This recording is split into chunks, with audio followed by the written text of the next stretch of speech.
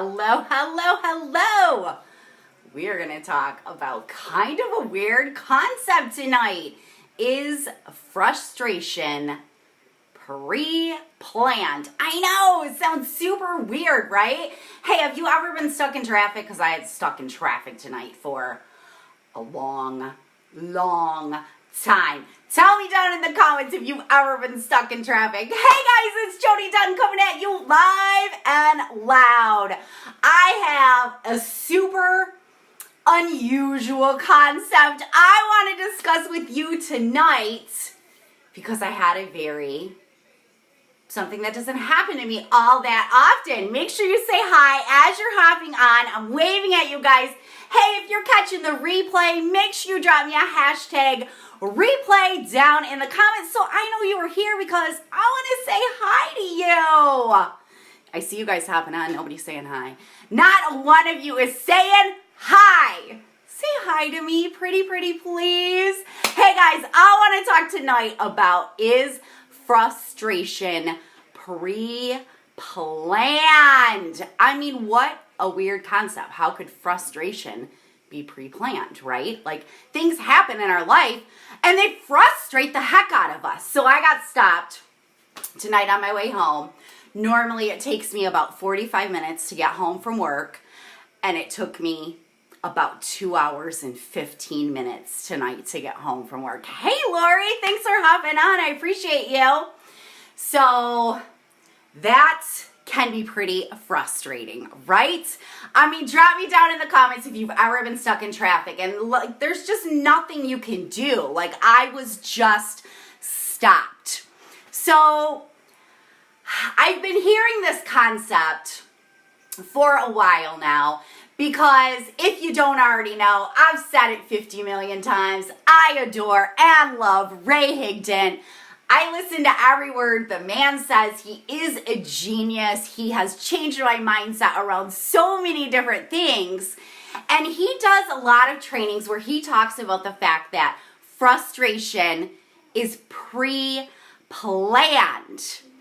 And as I tell you how much I love his training, there are certain things that he talks about that I'm like, Ray, what do you mean? How in the world could frustration be pre-planned? Like, things happen that frustrate us, right? Drop me down in the comments if you've ever been frustrated.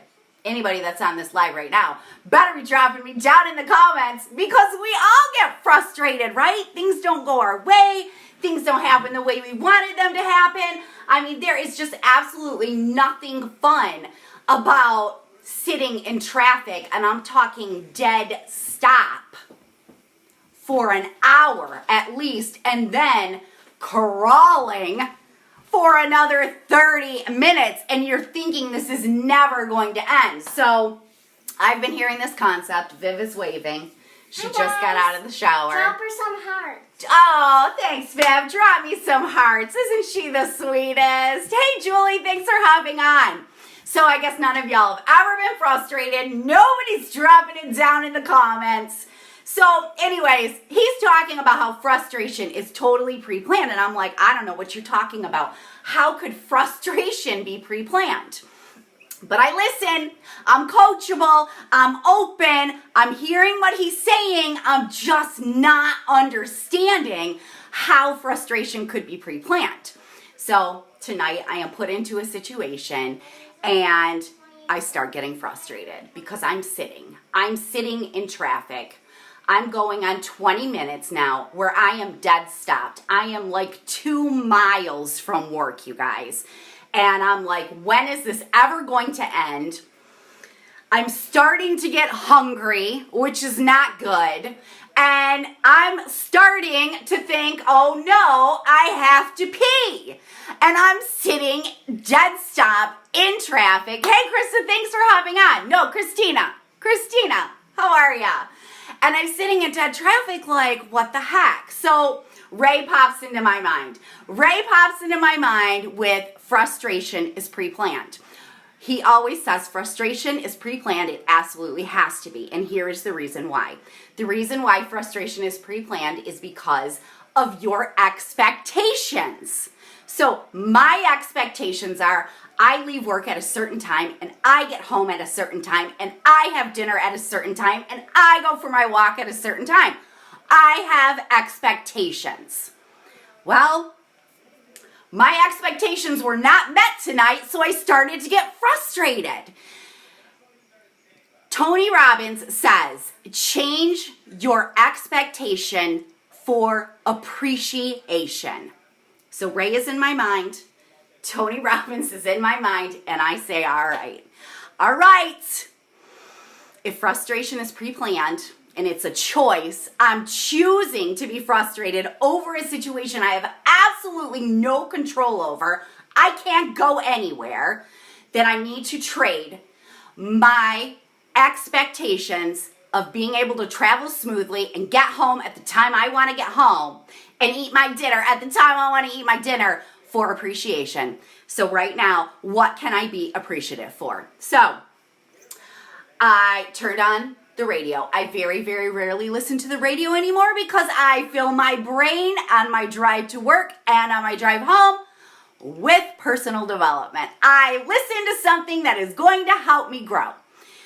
So I said, all right, let me listen to the radio. So I turned on the radio. I love to sing. I do not sing well, but I love to sing. So I started jamming out to some tunes. I turned my AC off. I rolled down my windows. It was a gorgeous, beautiful day. I got like a really nice, I was in traffic for an hour and a half stopped. So I got a really nice, super good tan on this arm because it was hanging out the window. I was trying to like move this arm out the window a little bit as well so I wouldn't be like uneven, but I'm uneven, whatever. I think I'm going to put like a white shirt on and take a picture of this side of my body because I'm all nice and tan from sitting in the sun for an hour and a half. It was a gorgeous day. It could have been rainy. So I was like, I'm so appreciative the sun is out and I can feel the sun on my skin. Then you guys, the best thing ever happened. And if you know me at all, then you already know that I love to laugh.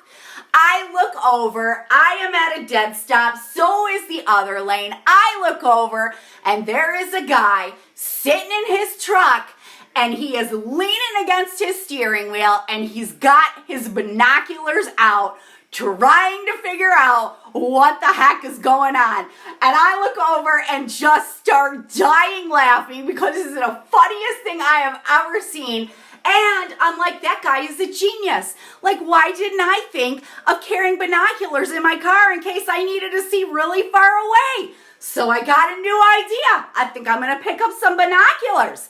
I was like, yeah, this is not that bad. I'm singing. I'm listening to some music I like. Somebody just made me laugh. And I'm getting a suntan on half of my body. So things could be a lot worse. But I want to tell you what I realized in that moment of my pure inconvenience, my little inconvenience of being stopped by traffic, taking 2 hours and 15 minutes to get home. The thing that I was the most appreciative of, I was sitting in my car safe. I was not the person that was in the accident that caused the huge traffic backup. How could I not be so incredibly grateful that I had no harm at all come to me and I got to make it home safely to my family? But we will choose to spend that time being so frustrated over a situation that you have absolutely no control over. You're not serving yourself. You're not serving anybody else by being frustrated. And here I am sitting there safely. And somebody else had a horrible accident that created miles of traffic and created me to sit for an hour and a half. I'm thinking that everybody is okay.